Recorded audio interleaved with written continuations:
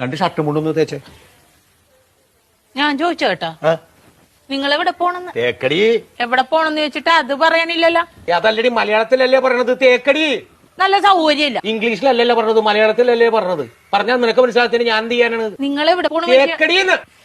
ഓ എനിക്ക് കലി കയറണുണ്ട്. നിങ്ങൾ എങ്ങോട്ടെങ്കിലും ഇറങ്ങിപ്പോയി എന്തെങ്കിലും പറ്റിയാ ഞാൻ അറിയുവോ? സ്ഥലം പറയാണ്ട്. ഇനി അത് പോട്ടെ, ആരെങ്കിലും നിങ്ങളെ തിരക്കി ഇവിടെ വന്ന് ഇവിടെ പോയെന്ന് ചോദിച്ചാൽ ഞാൻ എന്ത് പറയും? നിങ്ങളെ ഇവിടെ പോണ പക്ഷെ അത് പറ ആദ്യം. തേക്കടി.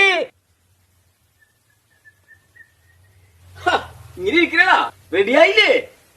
ഷർട്ട് മുണ്ടും തേക്കാൻ പറഞ്ഞിട്ട് അവള് തേക്കാനല്ല. നല്ല സൗകര്യല്ലേ തേക്കാനായിട്ട്. പോണ സ്ഥലം ഇതുവരെ പറഞ്ഞില്ലല്ലോ. എടാ ഒരു 100 വട്ടം ഞാൻ ഇയാളോട് ചോദിച്ചു എവിടെ പോണെന്ന്.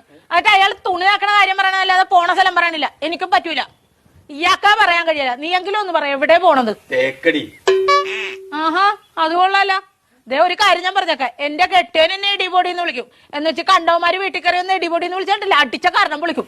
പറഞ്ഞാൽ മനസ്സിലാവൂല. അതാണ് ഞാൻ പറഞ്ഞത്. ഞാൻ പെടാപ്പാട് വെട്ടിയിരിക്കണ ഇപ്പൊ ഇവിടെ കിടന്നു. നിനക്ക് എന്നാ കാര്യടാ എന്നെ ഇടിപൊടിന്ന് വിളിച്ചു? തേക്കടി. ഞാൻ ഒരു വട്ടം പറഞ്ഞു, ഇനി ഞാൻ അടിക്കും, സത്യമായിട്ട് അടിക്കും ഞാൻ. മനസ്സിലായില്ലേ ഇപ്പൊ പറഞ്ഞത്? പിന്നെ പറഞ്ഞാലല്ലേ മനസ്സിലാവുള്ളൂ. പറയണ്ടേ? കോട്ടയം കുമളി വഴി തേക്കടിക്ക് പോണെന്ന് ഞങ്ങ ടൂറ് പോണേണ്. ടൂറ് പോണ തേക്കടിയുടെ കാര്യമായിരുന്നാ പറഞ്ഞത്? എനിക്ക് മനസ്സിലായില്ല.